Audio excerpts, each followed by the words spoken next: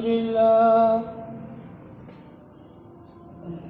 لله نحمده ونستعينه ونستغفره ونؤمن به ونتوكل عليه ونعوذ بالله من شرور أنفسنا ومن سيئات أعمالنا من يهده الله فلا مضل له ومن يضلله فلا هادي له ونشهد أن لا إله إلا الله وحده لا شريك له ونشهد أن سيدنا ومولانا محمد صلى الله تعالى عليه وسلم وعلى آله وصحبه أجمعين. أما بعد، قال الله تبارك وتعالى في كتابه المجيد: أعوذ بالله من الشيطان الرجيم، بسم الله الرحمن الرحيم. ومن آياته أن خلق لكم من أنفسكم أزواجا لتسكنوا إليها وجعل بينكم مودة ورحمة إن في ذلك لآيات لقوم يتفكرون. وقال تعالى: ولقد أرسلنا رسلا من قبلك وجعلنا لهم أزواجا. وقال النبي صلى الله عليه وسلم: النكاح من سنتي من رغب عن سنتي فليس مني. وقال النبي صلى الله عليه وسلم: خيركم من خير لأهله، أو كما قال عليه الصلاة والسلام. رب اشرح لي صدري ويسر لي أمري واحلل عقدة من لساني يفقهوا قولي واجعله وزيرا من أهلي. اللهم صل على محمد وعلى آل محمد كما صليت على إبراهيم وعلى آل إبراهيم إنك حميد مجيد. اللهم بارك على محمد وعلى آل محمد كما باركت على إبراهيم وعلى آل إبراهيم إنك حميد مجيد.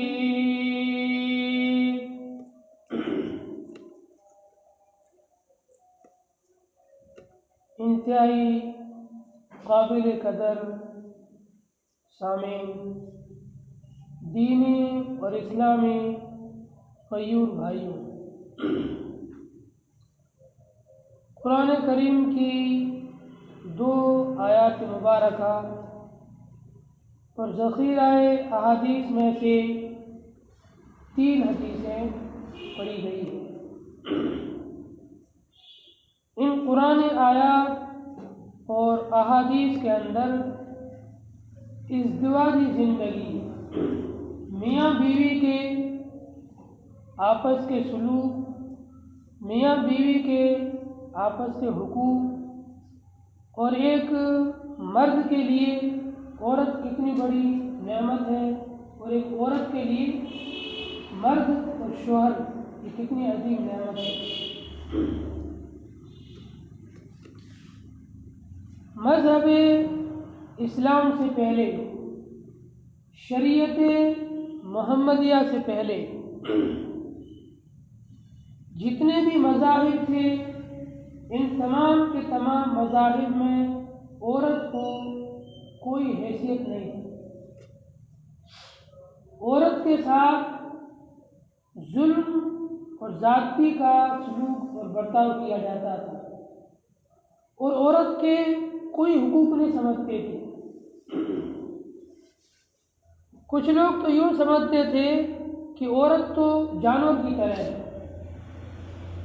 اس سے جب چاہو استعمال کر لو، جو چاہے اس سے کام لے لو اور پھر چھوڑ دو. جیسے بکری کو آپ کی ضرورت ہوتی ہے تو اس کو پکڑ کے دودھ نکال دیتے ہیں، پھر روانہ کر دیتے ہیں. جب تک گائے دودھ دیتی ہے اس کو پکڑ کے دودھ نکال لیتے ہو، پھر چھوڑ دیتے ہو. جب آپ کو کوئی بار برداری کا کام لینا ہو تو اونٹ پر، گدھے پر، گھوڑے پر کسی جانور پر اپنا کام لے لیتے ہو پھر اس کو چھوڑ دیتے ہو۔ اسی طریقے سے عورت کو لوگ سمجھتے تھے، اس کی کوئی عزت نہیں تھی۔ اور ہندوانہ مذہب کے اندر، ہندوؤں کے یہاں عورت کے پر اتنا ظلم ہوتا تھا کہ اگر کسی عورت کا شوہر مر گیا تو اس مردہ باڈی کو جلانے کے ساتھ عورت کو بھی جلنا پڑتا تھا۔ کوئی عورت اگر ساتھ میں نہ جلتی تو یہ بہت بڑا عیب سمجھتے تھے اور اس عورت کو اس پر تانے دیے جاتے تھے، اور پوری زندگی وہ تانے سن کر کے اسی حسرت میں اور اسی غم میں مر جاتے تھے کہ میں شوہر سے پہلے کیوں نہیں مر گئی۔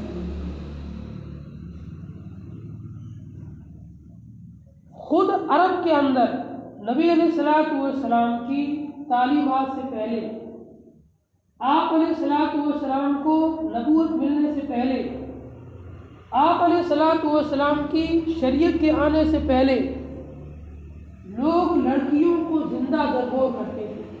کسی کے گھر میں لڑکی پیدا ہوئی، بچی پیدا ہو گئی، اس کو رکھنا گوارا نہیں کرتے تھے، بلکہ اس لڑکی کو گڑھا کھود کر کے ایک زندہ لڑکی کو، زندہ جان کو دفن کر دیتے تھے۔ کیسے بے رحم لوگ! ایک معصوم بچی چیخ رہی ہے، چلا رہی ہے، لیکن ان کے دل پر کوئی رحم کا ایک سایہ بھی نہیں گزر رہا۔ چیختی چلاتی بچی کو وہ زیر زمین ڈال دیا کرتے تھے، دفن کر دیا کرتے تھے۔ ایسے ایسے مظالم عورت کے اوپر ہوا کرتے تھے۔ قربان جائیے آمنہ کے لال، عبداللہ کے لخت جگر، مکہ المکرمہ کے در یتیم، تاجدار مدینہ، احمد کبریا، ہم سب کے محبوب حضرت محمد الرسول اللہ صلی اللہ علیہ وسلم کی ذات پر آپ نے آ کر ایسے معاشرے کے اندر، ایسے ماحول کے اندر جب لوگ لڑکیوں کو زندہ دفن کرتے تھے، آپ نے لوگوں کے سامنے کھڑے ہو کر اور اپنی ان دو انگلیوں سے اشارہ کیا، شہادت کی انگلی اور اس کے پاس والی انگلی، ان دونوں انگلیوں سے یہ اشارہ کر کے بتلایا، اے لوگوں، جس نے اپنی دو بیٹیوں کو یا دو بہنوں کو اچھی طریقے سے ان کی تربیت کی، اچھی طریقے سے ان کی کفالت کی،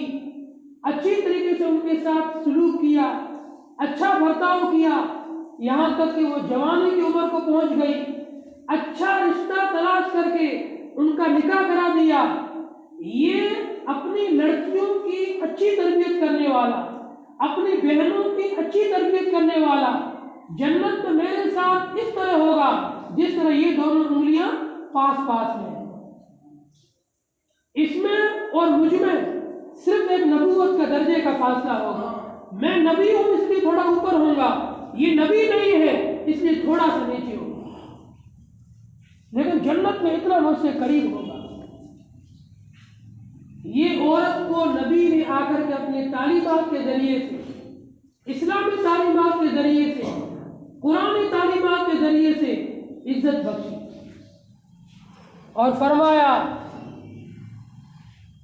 جب تک بچی نہ بالغ ہے اس کا پورا خرچ باپ کے ذمے ہے، بھائی کے ذمے ہے، جب اس کا نکاح ہو گیا اس کے بعد اس کا پورا خرچہ اس کے شوہر کے ذمے ہے۔ عورت کو پوری زندگی کمانے کا حکم نہیں ہے کہ یہ بھی مردوں کی طرح باہر جا کر کے محنت مشقت کرتی پھرے، اس کو تو گھر کی ملکہ بن کر رہنا ہے، گھر کی رانی بن کر رہنا ہے، گھر میں یہ بالکل رانی اور بادشاہ اور ملکہ کی طرح رہے گی۔ اسی لیے اسلام کے اندر عورت کی بڑی فضیلت ہے۔ عورت اگر ماں ہے، حدیث میں نبی نے فرمایا ماں کے قدموں تلے جنت۔ اولاد کو چاہیے اپنی ماں کا اتنا احترام کریں جتنا وہ جنت کا احترام کرتے ہیں، جنت کو پانے کے لیے جتنی محنت کرتے ہیں اتنی محنت وہ ماں کو راضی کرنے کے لیے کرے. رضا ربی فی رضا الوالد وسخط ربی فی سخط الوالد. ماں باپ کی خوشی میں اللہ کی خوشی ہے، ماں باپ کی ناراضگی میں اللہ کی ناراضگی ہے. عورت اگر ماں ہے تو اس کے قدموں تلے اللہ نے جنت فرما کر کے اس کی عظمت بڑھا دی، اس کا احترام بڑھا دیا کہ ماں کی عزت کرو، تمہاری جنت اس کے قدموں کے نیچے پڑی ہے. اس کو راضی رکھو گے، اس کو خوش رکھو گے تو تمہاری جنت سیف ہے، جنت مل جائے گی. اسے ناراض کرو گے جنت سے محروم ہو جاؤ. عورت اگر بہن ہے یا بیٹی ہے اس کی اچھی تربیت کرو. نبی نے فرمایا میرے ساتھ جنت میں ایسے رہو گے جیسے یہ 2 انگلیاں. ایسے آپ نے عورت کے احترام کو بڑھایا، چاہے وہ ماں ہو، چاہے بہن ہو، چاہے بیٹی ہو. ہر طریقے سے نبی علیہ الصلوۃ والسلام نے عورت کے احترام کو اور عورت کے تقدس کو بیان فرمایا. پھر یہ عورت جب نکاح کے بندھن سے بندھ جائے، جب نکاح کے رشتے سے بندھ جائے اور اس کا نکاح ہو جائے، یہ کسی کی بیوی بن جائے، اس کی بھی فضائل بیان فرمائے. آپ نے فرمایا خیرکم من خیر لأہلہ. اے لوگوں کان کھول کر اچھی طریقے سے سن لو، تم میں سب سے بہتر آدمی وہ ہے، سب سے اچھا آدمی وہ ہے جو اپنی بیویوں کے ساتھ میں، جو اپنے گھر والوں کے ساتھ میں سب سے اچھا سلوک کرنے والا. وَأَنَا خَيْرٌ لِأَهْلِي. اور میں محمد رسول اللہ اپنی بیویوں کے ساتھ میں، اپنی ازواج مطہرات کے ساتھ میں، اپنے گھر والیوں کے ساتھ میں تم میں سب سے زیادہ اچھا سلوک کرنے والا. آپ نے اپنی تعلیمات کے ذریعے سے عورت کو ہر حیثیت سے عزت عطا فرمائی. اگر عورت ماں ہے اس کے قدموں کے تلے جنت ہے، اگر عورت بہن اور بیٹی ہے اس کی تربیت میں جنت ہے، اور اگر عورت تمہاری بیوی ہے تو اس کے ساتھ حسن سلوک میں جنت ہے. یہ عورتوں کے فضائل بیان فرمائے. لا رہبانیت فی الاسلام. اسلام کے اندر رہبانیت نہیں ہے. آپ جنگلوں میں نکل جاؤ اور جنگل میں کٹیا بنا لو اور وہیں پوری زندگی گزار کے مر کے چلے جاؤ. یہ جنت کا راستہ نہیں ہے. یہ عیسائیوں کا طریقہ ہے، یہ نصارہ کا طریقہ ہے. عیسائیوں کے یہاں، نصارہ کے یہاں عورت کو منحوس سمجھتے تھے اور وہ سمجھتے تھے کہ عورت سے تعلق رکھنا یہ جنت کے بیچ میں آڑ ہے. عورت تمہاری بیٹی ہے، عورت تمہاری ماں ہے، عورت تمہاری بہن ہے، عورت تمہاری بیوی ہے. جب تک تمہارا عورت سے تعلق ہے تو عیسائیوں کے عقیدے کے مطابق یہ تمہیں جنت میں نہیں جانے دے گی، یہ جنت میں رکاوٹ اور آڑ بن جائے گی. اس لیے عیسائیوں کے یہاں رہبانیت سب سے بڑی عبادت تھی. سب چیزوں کو چھوڑ چھاڑ کر کے جنگل میں نکل جاؤ اور تنہائی کے اندر بغیر شادی کے، بغیر کسی کے تعلق رکھے ہوئے، اکیلی کسی غار کی خوہ کے اندر بیٹھ کر کے، کسی گفا میں بیٹھ کر کے، کسی پہاڑ کے اندر جو خوہ ہوتی ہے اس میں بیٹھ کر کے وہاں زندگی گزار کے مر کے چلے جاؤ تو تم جنت پا جاؤ. اسلام نے اسے منع فرمایا.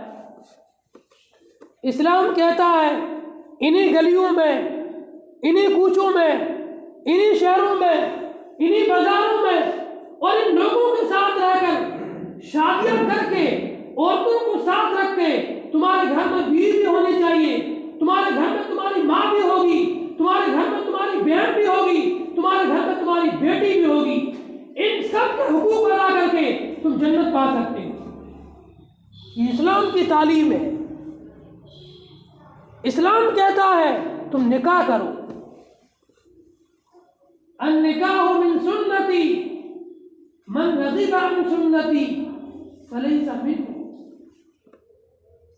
آپ نے فرمایا نکاح میری سنت ہے، جو نکاح سے منہ موڑے، جو نکاح سے اعراض کرے، جو نکاح نہ کرے، اس نے میرے طریقے کو چھوڑ دیا، وہ میرے طریقے سے ہٹ گیا، اس نے میرے طریقے کی خلاف ورزی کی، وہ میری امت سے عملی طور پر خارج ہو گیا، عملی طور پر میری امت سے نکل گیا۔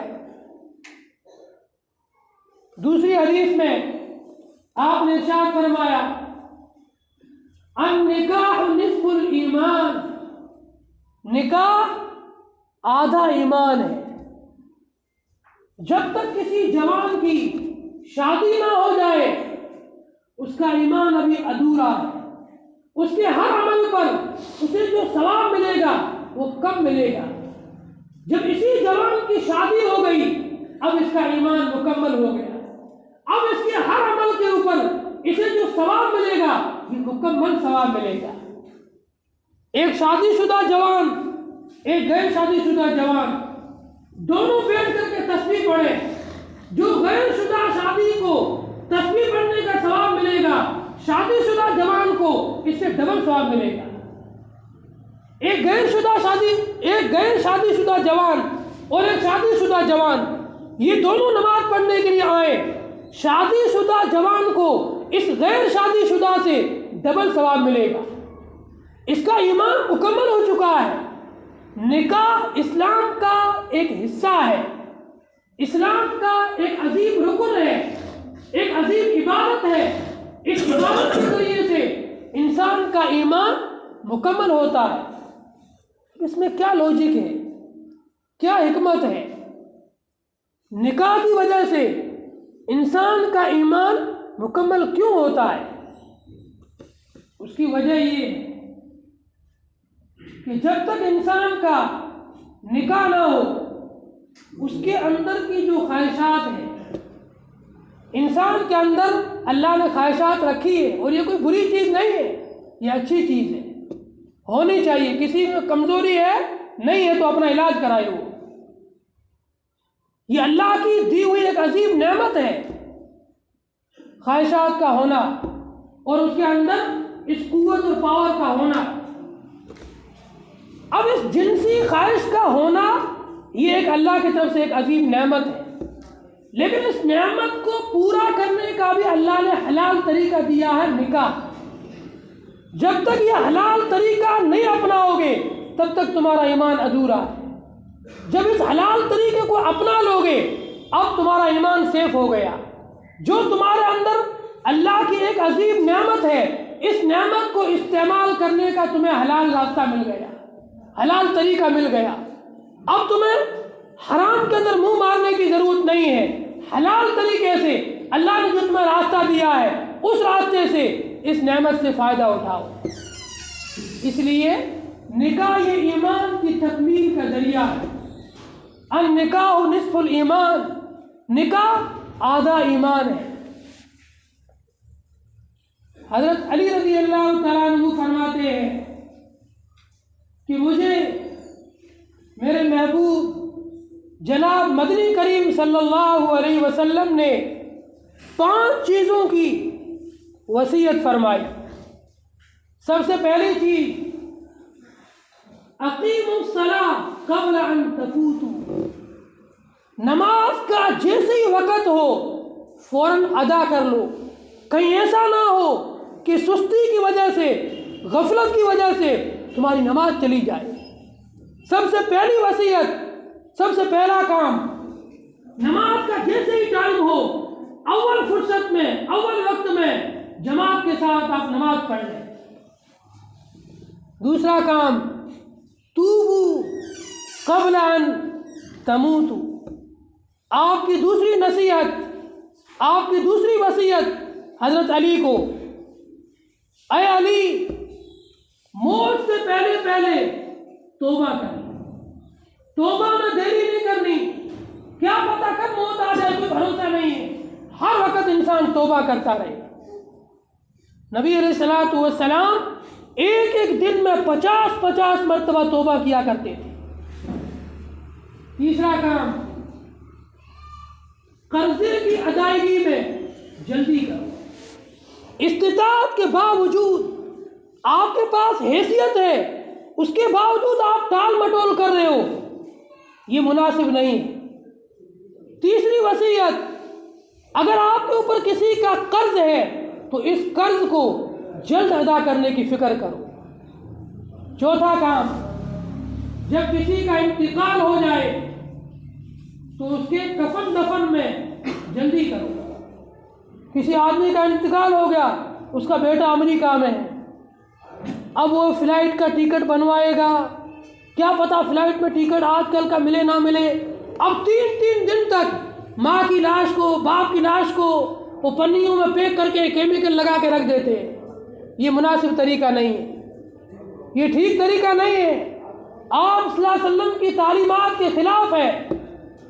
چوتھی وصیت، چوتھی نصیحت، جیسے ہی انسان کی موت واقع ہو، جیسے ہی انسان کی وفات ہو، جتنا جلدی ہو سکے اتنا جلدی اس کو غسل دے کر کے، کفن پہنا کر کے قبر کے حوالے کر، مٹی کے حوالے کر۔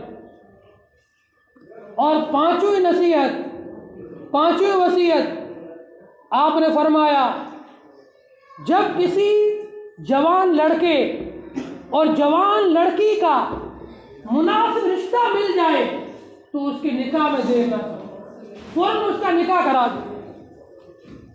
آپ علیہ الصلوۃ والسلام کی تعلیمات کے مطابق جیسے ہی بچہ اور بچی بالغ ہو فوراً ان کا نکاح کرا دینا چاہیے، اور اگر نکاح نہیں کرایا، یہ لڑکا اور لڑکی کہیں جا کر کے گناہ میں ملوث ہوئے تو جتنا گناہ ان غیر شادی شدہ جوان لڑکے اور لڑکی کو ملے گا، اتنا کا اتنا گناہ اس کے ماں باپ کو ملے گا۔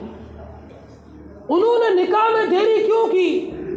اس نکاح میں دیری کی وجہ سے یہ لڑکا یا لڑکی جا کر حرام کام میں پڑے ہیں، تو ان کو جتنا گناہ ملے گا اتنا کا اتنا گناہ ان کے ماں باپ کو بھی ملے گا۔ یہ نبی علیہ الصلوۃ والسلام کی حدیث ہے۔ آپ نے فرمایا اگر کوئی جوان لڑکا یا جوان لڑکی نکاح نہ ہونے کی وجہ سے حرام کام میں پڑ گئے، جتنا گناہ ان حرام خوری کرنے والوں کو ملے گا، ان حرام کام کرنے والوں کو ملے گا، اتنا کا اتنا گناہ ان کے ماں باپ کو ملے گا جو نکاح میں دیری کرنے والے ہیں۔ اس لیے پانچویں نصیحت آپ نے یہ فرمائی کہ جب آپ کے بچے اور بچی کا مناسب رشتہ مل جائے آپ فوراً اس کا نکاح کرا دو۔ اب اپنے بچوں کا رشتہ اور نکاح کیسے لوگوں سے کرائیں؟ سب سے بہتر لڑکے کون سے ہیں، سب سے بہتر لڑکیاں کون سی ہیں، اس کی بھی آپ نے رہنمائی فرمائی۔ حدیث میں آتا ہے ایک مرتبہ حضرت نبی علیہ الصلوۃ والسلام تشریف فرما ہے اور آپ کے گرد صحابہ کی مجلس لگی ہوئی ہے۔ آپ نے سوال کیا بتلاؤ سب سے بہترین عورت کون سی ہے؟ صحابہ کرام نے الگ الگ رائے دی۔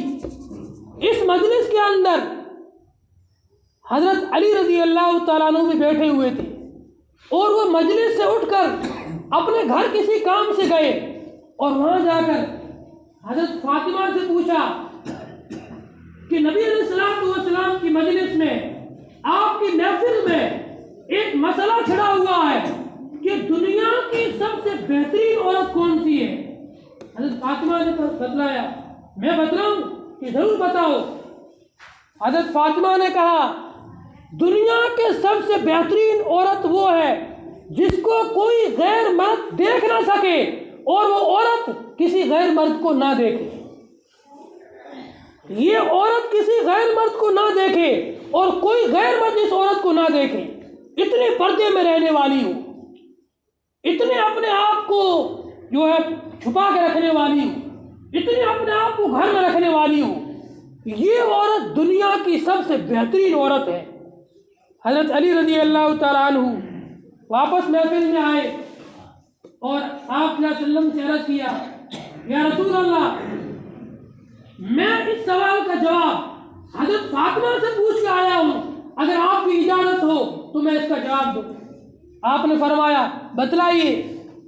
حضرت علی نے کہا فاطمہ کہہ رہی ہے کہ دنیا کی سب سے بہترین عورت وہ ہے نہ کوئی غیر مرد اس کو دیکھ سکے نہ وہ کسی غیر مرد کو دیکھے، نہ عورت خود کسی غیر مرد کو دیکھے، نہ کوئی غیر مرد اس کو دیکھ سکے، اتنے پردے میں رہنے والی ہوں، یہ عورت دنیا کی سب سے بہترین عورت ہے۔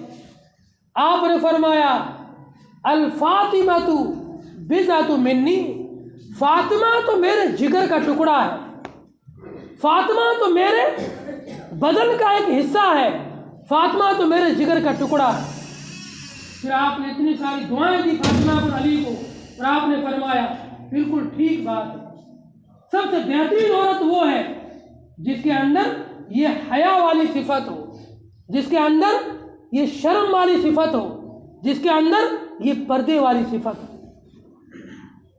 پھر آپ نے فرمایا سب سے اچھا مرد کون سا ہے، سب سے اچھا شوہر کون سا ہے؟ آپ نے فرمایا خیرکم، سب سے اچھا مرد، سب سے اچھا شوہر وہ ہے جو اپنی بیوی کے ساتھ سب سے زیادہ اچھا برتاؤ کرنے والا ہو۔ آپ علیہ الصلوۃ والسلام نے اپنی بیٹیوں کے لیے کیسے لوگوں کا اور کیسے دامادوں کا انتخاب کیا، آپ دیکھیے، آپ نے اپنی چاروں بیٹیوں کا نکاح دو آدمیوں سے کرایا، حضرت علی سے اور حضرت عثمان سے۔ پہلے والے داماد حضرت علی اتنے زیادہ بہادر کہ ان کی بہادری کی مثال دی جاتی ہے۔ اگر آپ اپنی لڑکی کے لیے کہیں رشتہ ڈھونڈیں تو بہادر جوان ڈھونڈیں، بزدل، مریل، کمزور، بیمار نہ ڈھونڈیں، پوری زندگی خود بھی دوائیاں لے گا اور بیوی کو بھی دوائیاں دلائے گا۔ ایسا مریل ٹٹو نہ ڈھونڈے بچیوں کے لیے، کڑیل جوان ہونا چاہیے جو بہترین بزنس کرتا ہو، بہترین کماتا ہو، بہترین اس کی ایک فیلڈ ہو، لوگوں میں اس کا نام ہو، ایسا جوان ہونا چاہیے۔ حضرت علی رضی اللہ تعالیٰ عنہ شرافت کے اعلیٰ معیار پر، بہادری کے اعلیٰ معیار پر بہادر جوان تھے۔ اور دوسری صفت محنت و مشقت حضرت علی کا دوسرا نام تھا، ایسی محنت کرنے والے، جد و جہد کرنے والے تھے، کوئی بھی کتنا بھی مشکل کام ہو چٹکیوں میں حل کر دیتے تھے۔ اور تیسری صفت علم کے دریا اور پہاڑ تھے حضرت علی، اتنے بڑے عالم تھے حضرت علی۔ آپ نے فرمایا انا فضیلۃ العلم وعلی بابہ، یہ حدیث ہے یا علماء کا مقولہ ہے، حدیث نہیں ہے، علماء کا مقولہ ہے کہ میں علم کا خزانہ ہوں، علی علم کا دروازہ ہے۔ علی جب کھلتے ہیں تو علم کے اندر سے سوتے پھوٹتے ہیں، علم کی نہریں چلتی ہیں، ایسا علی کے پاس علم تھا۔ یہ صفات تھی حضرت علی کے اندر۔ نبی نے اپنی بیٹیوں کے نکاح کے لیے ایسے لوگوں کا انتخاب کیا جن میں یہ صفات تھی۔ دوسرے داماد حضرت عثمان غنی تھے، مالدار تھے۔ آپ بھی اپنی بچیوں کے لیے مالدار آدمی کا انتخاب کریں۔ دوسری صفت ان کے اندر حیا کی صفت، بہت زیادہ باحیا تھے، اتنے باحیا تھے کہ فرشتے بھی حضرت عثمان غنی سے حیا کرتے تھے، ایسے باحیا۔ آپ بھی اپنی بچیوں کے لیے ایسے بچوں کا اور ایسے لڑکوں کا انتخاب کریں جو غنی بھی ہو اور ساتھ میں باحیا بھی ہو۔ اللہ تعالیٰ سے دعا ہے اللہ تعالیٰ ہم تمام کو عمل کی توفیق عطا فرمائے۔ جن لوگوں کی سنت ہے باقی سنتیں پڑھ لو، باہر والے اندر آ جاؤ، اگلی صفوں کو پر کر لو۔